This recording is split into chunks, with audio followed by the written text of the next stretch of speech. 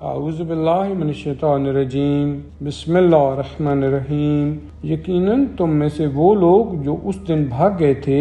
جس دن دو گروہوں کا مقابلہ ہوا تھا، سوائے اس کے نہیں ہے کہ شیطان نے بے وجہ ان کے بعض افعال کے ان کے قدم ڈگمگا دیے تھے اور اللہ نے ان کے قصور سے درگزر کی۔ بے شک خدا تعالیٰ بڑا بخشنے والا بردبار ہے۔ اے ایمان لانے والو، تم ان کے مانند نہ ہو جو منکر ہو گئے اور اپنے بھائیوں کے بارے میں جب کہ وہ سفر میں گئے یہ مجاہد بن کر گئے، یہ کہنے لگے کہ اگر یہ ہمارے پاس رہتے تو نہ موت سے مرتے اور نہ قتل کیے جاتے۔ تم کو منع اس لیے کیا کہ خدا نے اس خیال کو ان کے لیے ان کے دلوں میں ایک حسرت قرار دے دیا ہے، حالانکہ اللہ ہی جلاتا ہے اور مارتا ہے، اور جو اعمال تم کرتے ہو اللہ ان سب کا دیکھنے والا ہے۔ اور اگر تم راہ خدا میں قتل کیے گئے یا اپنی موت سے مر گئے تو جو کچھ لوگ جمع کرتے رہتے ہیں ان سب سے خدا کی مغفرت اور رحمت بہت ہی بہتر ہے۔ اور اگر تم ویسے ہی مر گئے یا قتل کیے گئے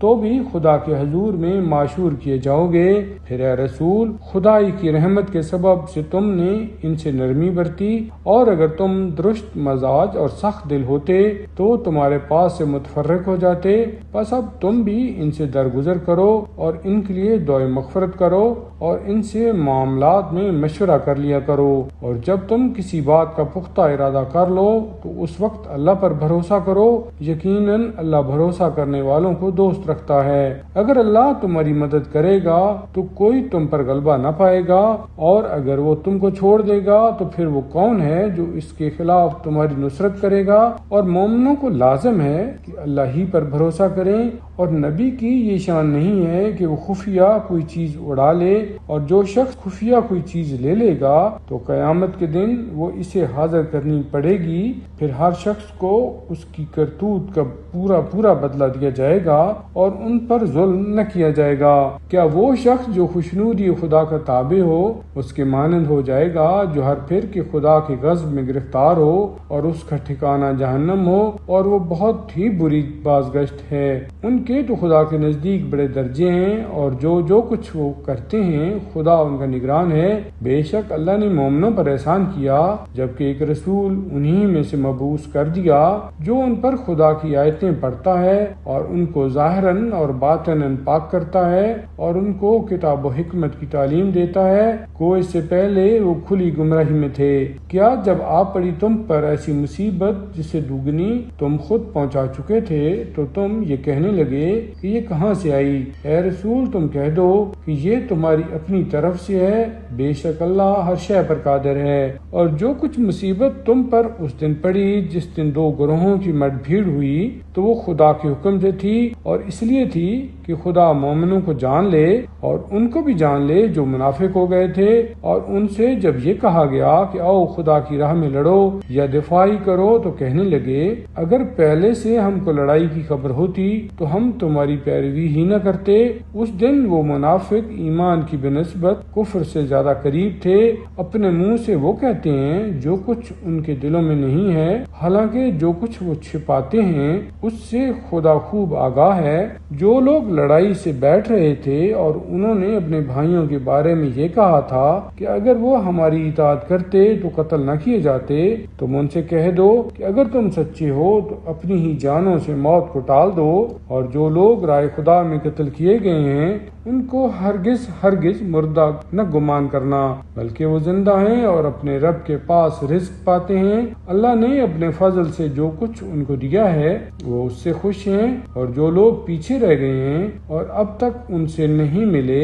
ان کے بارے میں خوشخبری پاتے ہیں کہ ان پر کسی طرح کا خوف نہیں ہے اور نہ وہ رنجیدہ ہوں گے۔ خدا کی نعمت اور فضل کی خوشخبری پاتے ہیں اور اس کی کہ اللہ مومنوں کے کسی اجر کو ضائع نہیں کرتا۔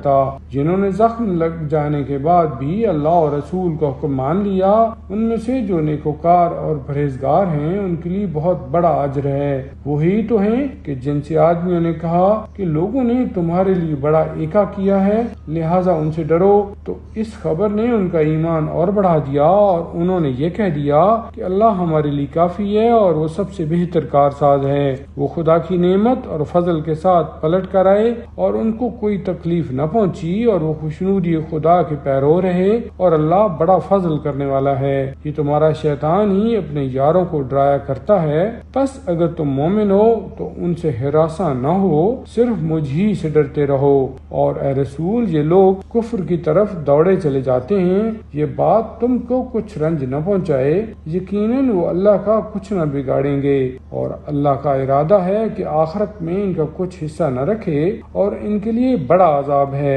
بے شک جن لوگوں نے کفر کو بخوشی ایمان کے بدلے خرید لیا، وہ ہرگز خدا کا کچھ نقصان نہ کریں گے اور ان کے لیے دردناک عذاب ہے۔ اور جو لوگ منکر ہو گئے ہیں وہ کبھی یہ گمان نہ کریں کہ ہم جو ان کو مہلت دیتے ہیں یہ ان کے لیے کچھ بہتری ہے، ہم تو اس لیے مہلت دیتے ہیں کہ گناہ گاری میں وہ اور بڑھ جائیں اور ان کے لیے ذلت دینے والا عذاب مہیا ہے۔ خدا کی یہ شان نہیں ہے کہ وہ مومنوں کو اسی حالت پر رہنے دے کہ جس حالت پر تم ہو، یہاں تک کہ ناپاک کو پاک سے جدا نہ کر دے، اور خدا کی یہ شان نہیں ہے کہ وہ تم کو غیب کی باتوں سے آگاہ کر دے، لیکن خدا تعالیٰ اپنے رسولوں میں سے جس کو چاہتا ہے اس بات کے لیے منتخب کر لیتا ہے۔ بس تم اللہ اور اس کے رسولوں پر ایمان لاؤ، اور اگر تم ایمان لاؤ گے اور پرہیزگاری کرو گے تو تمہارے لیے بہت بڑا اجر ہوگا۔